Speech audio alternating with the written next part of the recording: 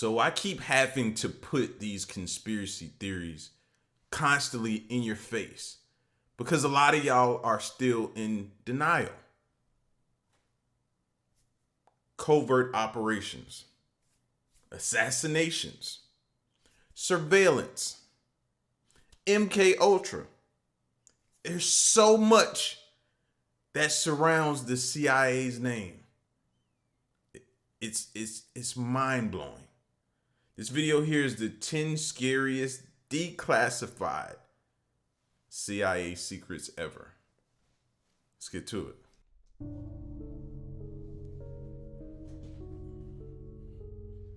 The CIA is known to have conducted some strange and very secretive operations through the years, most of which the public never knew about. But as files on these operations are declassified, we become privy to their details, and some of the facts that they contain are not only fascinating, but in some cases truly bizarre. Number 10. When Osama bin Laden was still alive, he was declared by then President of the United States, Bill Clinton, as public enemy number 1, and plans were put into place for him to be found and brought to justice. His life was ended on the 2nd of May 2011 when he was tracked down in Pakistan, where he'd been hiding out for years. But before this took place, the CIA had taken a vested interest in his activities and had hatched a plan to taint his reputation abroad. But to do so, they had to think very creatively, since any direct propaganda against him may have caused these very people to turn against the United States. The main targets of this plan, which was called Operation Devil Eyes, were foreign children that had not been fully tainted by bin Laden's ideals, in hopes that they would learn of his true nature before deciding to turn against the US. Since most children have very little interest in politics and war, it was decided that they could be swayed by a toy that would change over time to change. I would think children, for an operation even such as this, would be off guard, right? What happened to that? It's like always been, I thought, an unwritten rule that children are out of bounds, off guard. Leave them alone. Keep them out of it. Maintain innocence. Change their opinion of the dangerous and oppressive leader. It was decided that the best way to do this was with a toy, specifically a doll or action figure of bin Laden that stood about 12 inches high. It was meant to be a very close likeness to the man himself, but it had a hidden surprise that would not be detected until the toy had been played with for some time. The CIA took advice from a former executive of the Hasbro toy company, Donald Levine, and when he learned about the plan, he started making arrangements for the doll to be produced by factories based in Japan. What made the doll unique was the fact that a heat-dissolving paint was used to create its facial features, and as time went on and children played with it, the top layer of paint would gradually wear off, revealing a terrifying demon-like face underneath. I was about to say that looked like a devil. Like y'all making it look like that could freak a kid. You don't even know what that could cause, what type of reaction can happen to a kid seeing something like that. Y'all were willing to gamble on that? Says a lot. Says an absolute lot about him. Prototypes of the doll showed that the demon face was closely based on that of the famous Star Wars character Darth Maul, who first appeared in the film Episode 1: The Phantom Menace. It would also have come complete with a white turban, a white buttoned robe, a pair of pants, and black shoes. 3 prototypes were eventually manufactured, but before mass production could begin, the agency had second thoughts and decided to pull the plug on the entire operation. But according to some sources, a few hundred of the dolls were made and shipped to Pakistan in 2006. Of the 3 prototypes, one was kept by the CIA, while the other was given to Levine. He passed away in 2014, after which his estate decided to put it up for auction. Bidding on the doll was fierce, and in the end it sold for $11,879. Number 9. When the Second World War ended. Yeah, buying that is risky. Buying that is risky. I don't know if I want that type of energy in my home or around my business. No, I don't. I wouldn't. Most people were relieved that the long and brutal conflict had finally come to an end. But unbeknownst to them, another was just starting in the form of the Cold War. The US learned that the Soviet Union had somehow gotten their hands on some of their documents, and using these had started developing atomic weapons, which understandably caused a lot of tension between the two powers. The US government started looking for ways to gather intelligence on the Soviet Union, and to do so, the CIA put into motion Operation Gold, during which the communications between France, Eastern Europe, and the Soviet Union would be secretly monitored.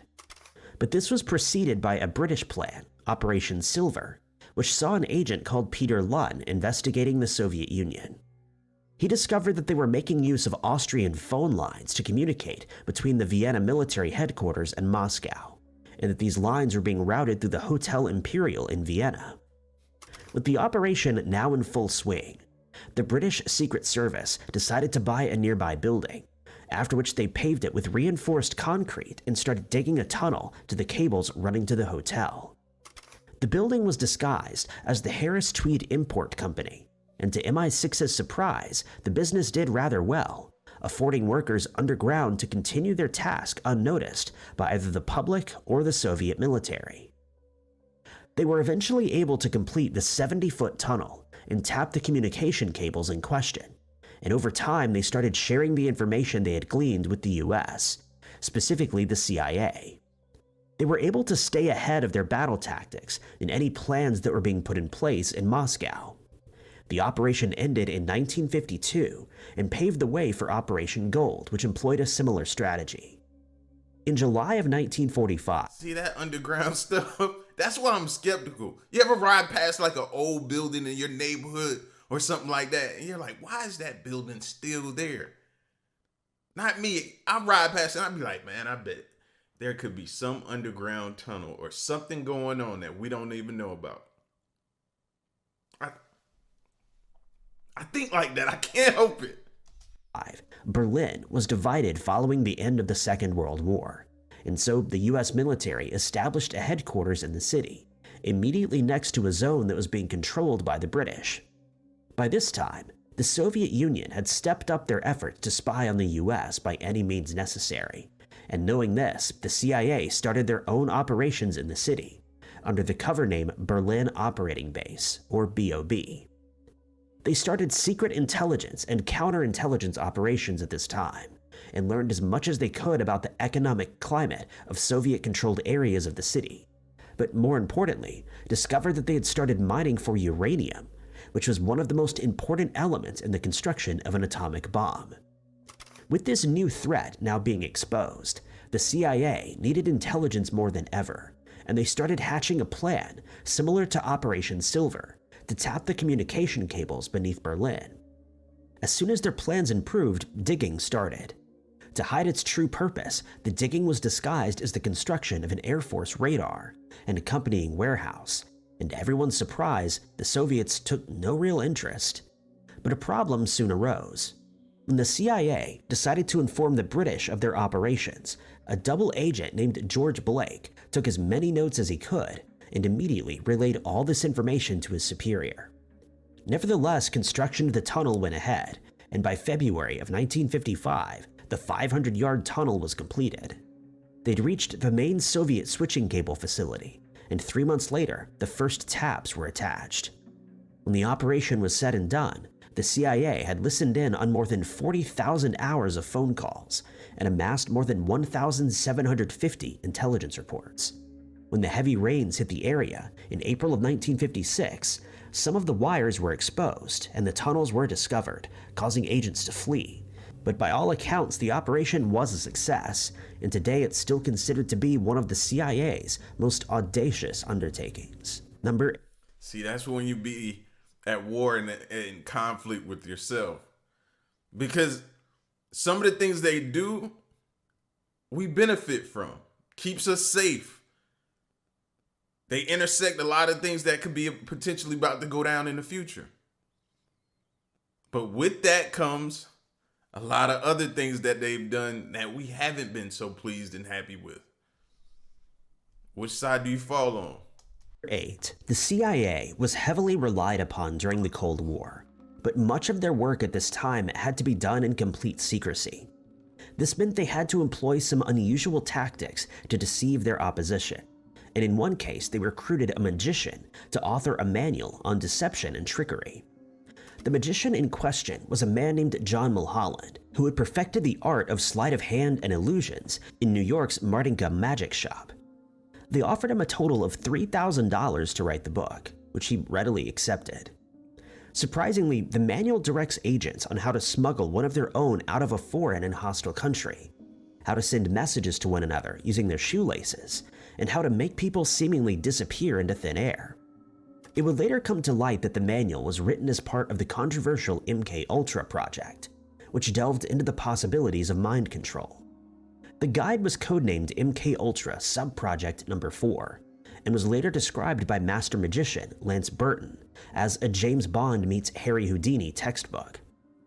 The chapter on sleight of hand explains that a small gesture can easily go unnoticed if it's disguised by another grander gesture that to the observer has an obvious purpose. This allowed agents to slip small objects into their pockets unnoticed, or to dispose of evidence without being caught. But the manual had many more tricks to teach.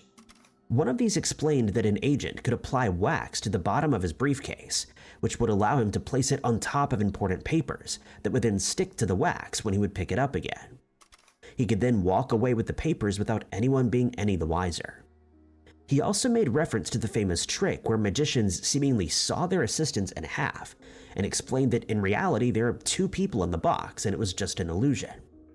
He added that this same trick could be used by agents if they were to place a secret compartment in a vehicle, after which they could smuggle anyone out of a dangerous situation without being exposed. He also advised that when an agent is in a difficult situation, they could tear or dirty their clothes to look more disheveled, thereby attracting less attention. They could also lace or tie their shoelaces in a certain way to relay messages to fellow agents without the need to communicate verbally. Another suggestion was for agents to sew pockets. I ain't gonna lie, I might kind of use that one day. I don't know when I would need to use it, but I just think that's super dope. Sending a message through somebody's shoelace, you would have never thought to look. You'd have never thought to pick up on that. Ever. If they'd have never put that out there or somebody wouldn't have divulged that information. Can you imagine? Somebody could be looking down at a shoelace in front of you and you never will pick up on that. That's how, I don't know, man. That's how good they are, though. You can never say, we can be upset about things that they've done. But the fact that they're good at what they do, we can't take that away from them. Boy, the CIA is good. Into their pants so that they could surreptitiously hide weapons or sensitive documents without drawing suspicion, especially if the document was folded 4 times, making it easy to retrieve and quickly pass to a fellow agent via a handshake. Some of Mulholland's other tricks included hiding small caliber ammunition in toothpaste, concealing intelligence in cigarette packets, storing poisoned pills in matchbooks in case they needed to be used against an enemy, or using a hollowed out coin to hide important notes. Number 7. When it came to staying ahead of their enemies as far as espionage and trickery were concerned, the CIA often employed or considered using tactics that, under any other circumstance, would seem like something out of a cartoon or children's spy storybook. One such invention that was tested, but never actually used in the field, was an inflatable airplane that, according to the agency, could serve agents that were in trouble in several ways. If they found themselves stranded in enemy territory and needed to make a quick getaway, they could call for one of these planes to be dropped near their location. It could then be inflated by adding water to specifically designed tablets that would release gas, and the agent could then climb aboard before starting up the engine and fleeing. Another version of the plane used the craft's own engine to inflate it. If an agent was stranded on a large body of water, it would double as an inflatable raft, or could be launched as a plane directly from the water if the circumstances allowed it. One agent that was involved with the plane's development later stated that the design was thoroughly tested and found to be viable, but because of what he refers to as politics, the devices were never released for actual use. He added that on one occasion, an agent needed a similar way of being extracted, and when he went to the CIA's secret warehouse to retrieve the plane, It had been in storage for so long that it had started to disintegrate, and since no other prototypes remained, it was no longer a viable option. Another inflatable device that was considered was an inflatable doll that could be used to distract enemies while an agent was being pursued. The dolls were proposed during the Cold War, and the CIA employed Hollywood makeup artist John Chambers to develop them. The CIA was facing a problem in the Soviet. Thank you for them getting that off the screen, because my mind was... Oh my gosh, bro. Like, it's just the way he was looking at the doll, man. That's what was getting to me. And he was patting it on the thigh, and then the mouth open of the doll.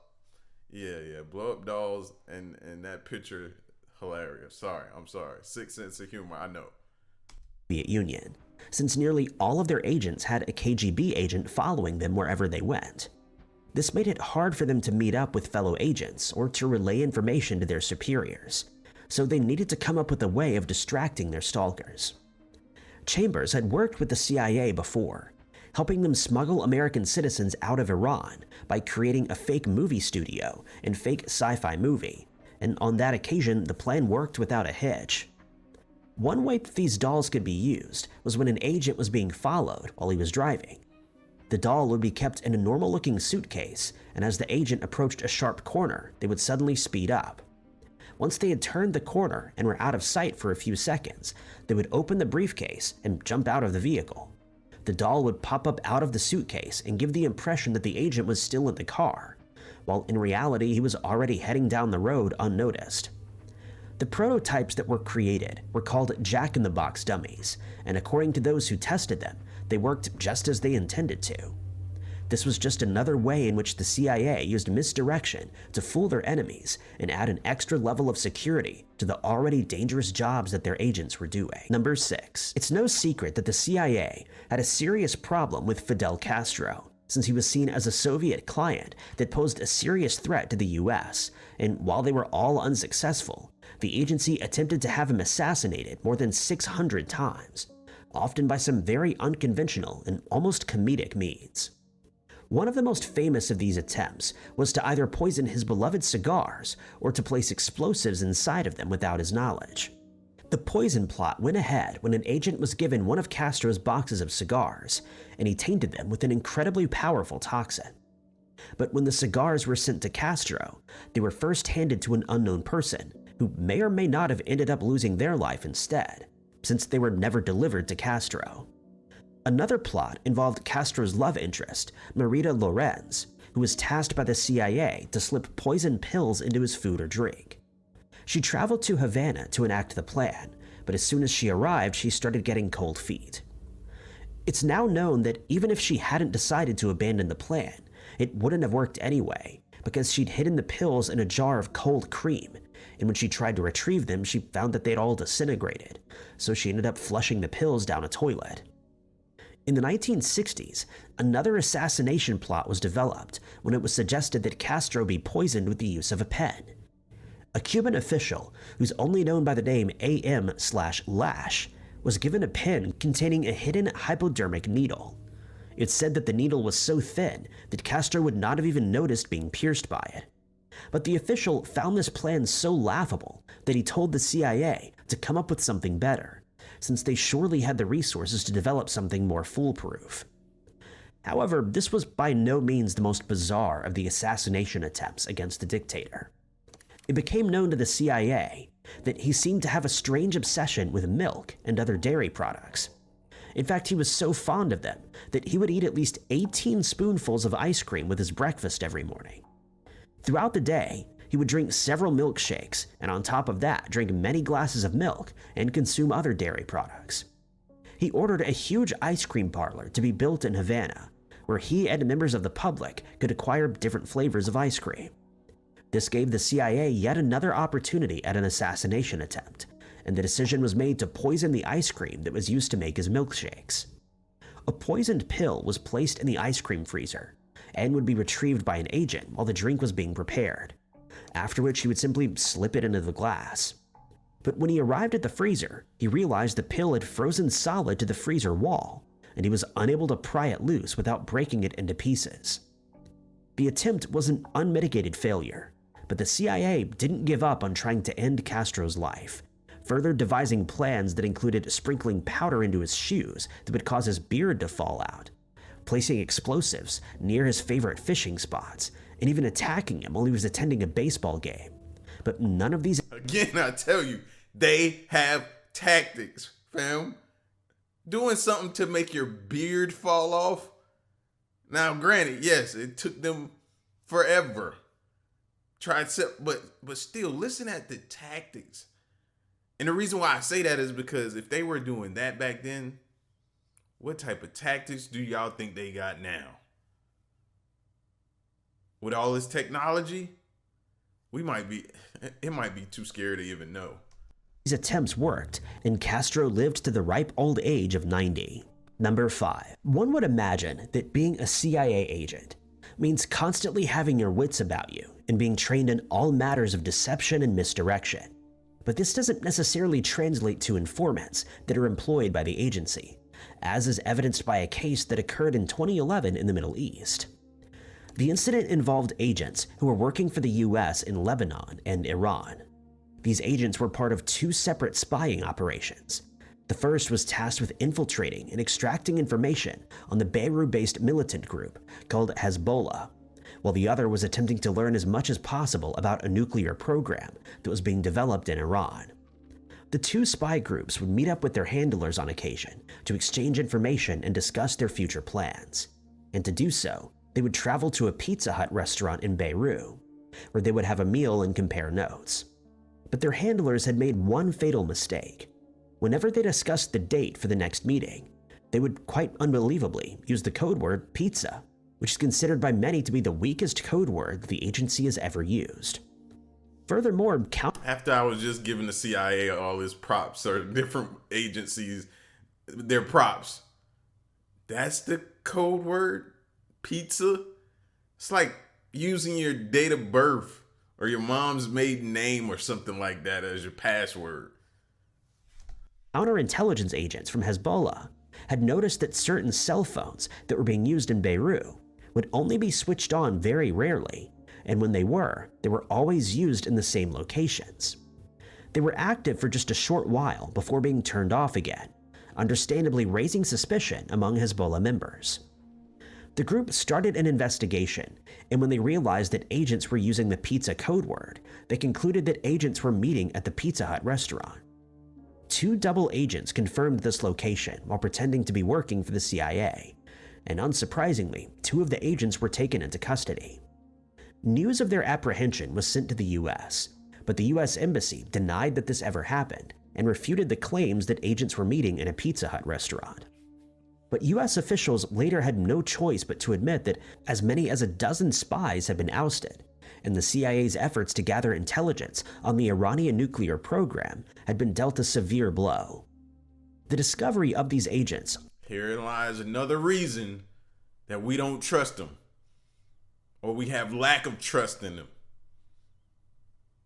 Because when things hit the fan and go wrong, they're going to treat you like they never knew you. I don't know what he's talking about. Is that to protect the mission, the greater good? I get it. It just still feels wrong, though. Also meant that it would now be harder for the US to recruit spies in the Middle East, since suspicions were higher than ever, and anyone who decided to work for the agency would be risking their lives. In a broadcast that was aired after the agents were apprehended, members of the group claimed that CIA agents also met at a local Starbucks and a McDonald's restaurant at times, and added that they had taken photos of these agents that were then shared with Hezbollah allies in Iran. The group's leader claimed that 2 Hezbollah members had been interrogated and then admitted that they were working as spies for the CIA, but this was by no means the first time that the agency had a setback in its Middle Eastern operations. In 2010, the names of 2 CIA station chiefs based in Pakistan had their names revealed in that country's media, and they had to be extracted from Islamabad before they could be located by their enemies. While the agency has also seen a lot of success in the region by disrupting and sabotaging the country's nuclear program, for example, this incident undoubtedly caused a massive setback, that'll take the CIA years to recover from. Number 4. When it comes to psychological operations, better known as psyops, most of us think of secret operations that involve mind control experiments, propaganda campaigns, the dissemination of information, and other activities that are tailored to any psychological vulnerabilities within a specific targeted group. Most of these types of campaigns take place behind closed doors and are not generally known to the public, but it's been suggested that during the Cold War, the CIA decided to try and use art, a medium that everyone is familiar with, in an effort to showcase the American ideal of freedom and creativity, which was the exact opposite of what was happening in the Soviet Union at the time. This operation didn't make use of just any art technique, but focused solely on a particular style.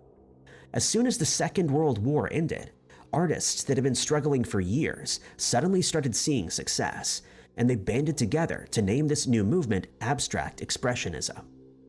At first, this style of painting and sculpture confused most of the public, thanks to its hectic and sometimes chaotic imagery. But before long, it started taking the world by storm, and brought some of history's most prominent artists into the spotlight. The style first spread through New York and Paris, and by the 1950s, it had become an accepted and appreciated art style. The first of these artists to rise to fame were Jackson Pollock, Willem de Kooning, Mark Rothko, and Clayford Still, whose paintings are still sought after today.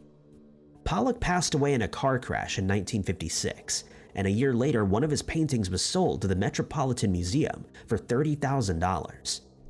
One day I'm gonna understand art the way the rich and the wealthy people understand it and see it, and understand like the symbolism and different things that are involved in the photo, or the history or the background, or the artist is tied to, or whatever.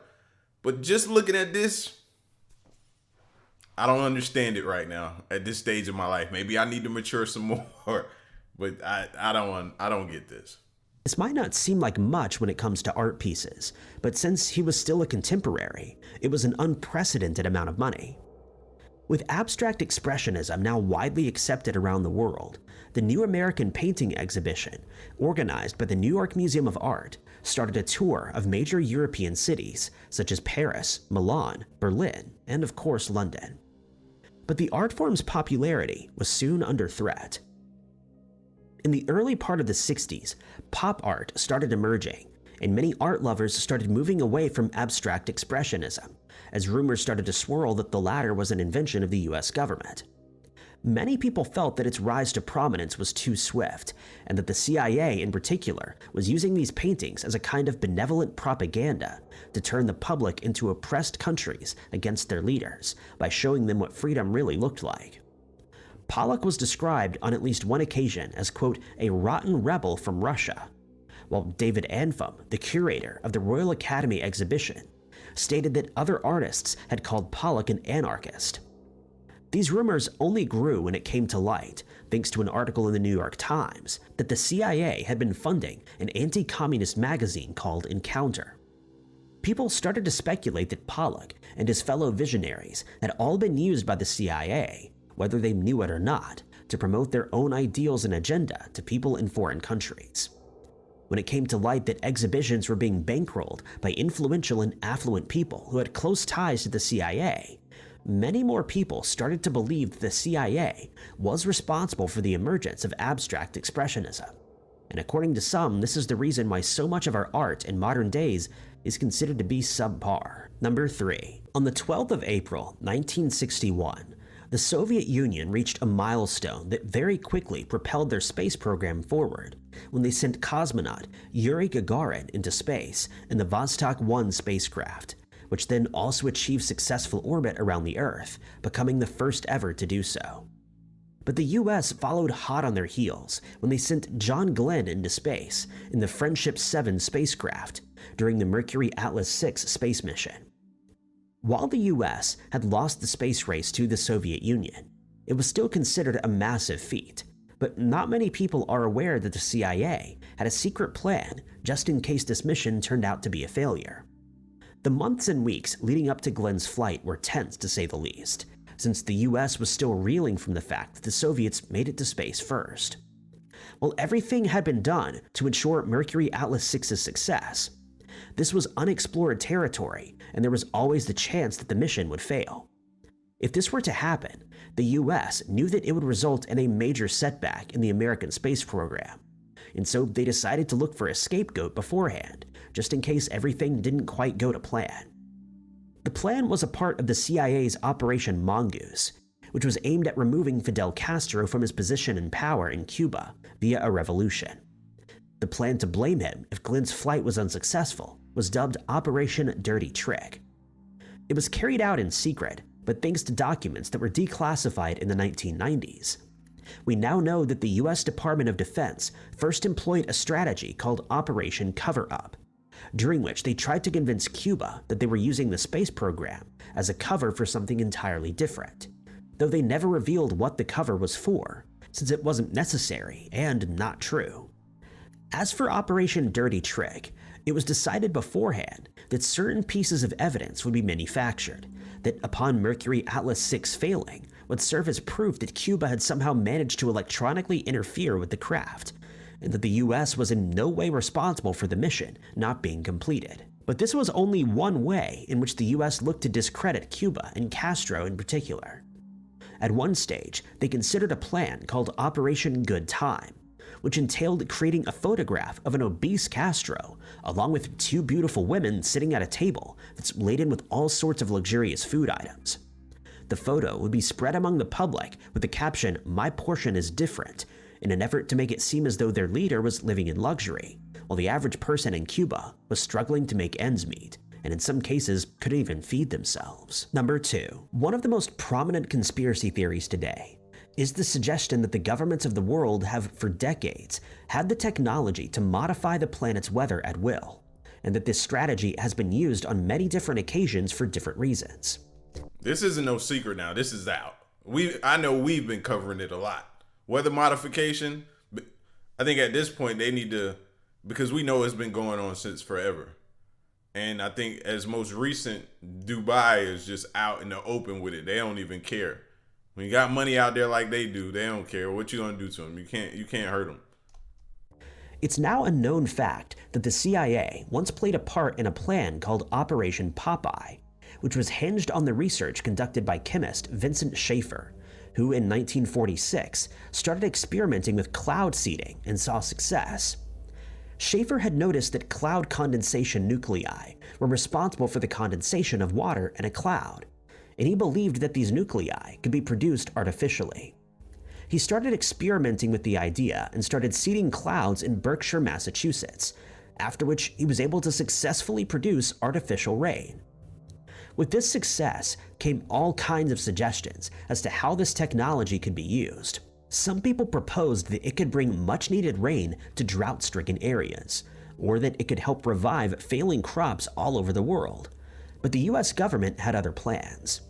In the midst of the Vietnam War, US forces became aware that during the months of May and October every year, the country went through its annual monsoon season, which caused a real problem for Vietnamese troops, since it almost always caused flooding, landslides, and made parts of the jungle completely impassable at times.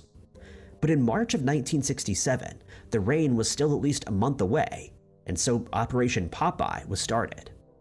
Pilots were told to fly over pre-selected areas of the country, armed with canisters of silver iodide that would help increase the amount of nuclei in the clouds.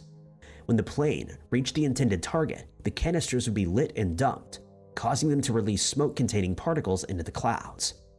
This would cause far more rain than usual to fall in any desired areas, making it hard for Vietnamese troops to fulfill their duties and cover certain areas that were now made inaccessible. Yeah, but what if somebody screws up one day? And it ain't no what if, it's when. And then they put in the wrong chemical, maybe an acid or something, and we got acid rain falling down on us. Like, that's the scary part. By all accounts, the operation was a success, but not everyone was impressed by the fact that it had been kept a secret from the American public, including Senator Claiborne Pell.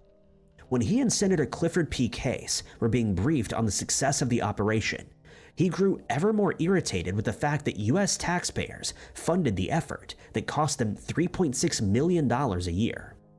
He also wasn't convinced that the operation was as successful as the CIA claimed, since the results were unverifiable, and he argued that if it had been successful, the results were clearly limited.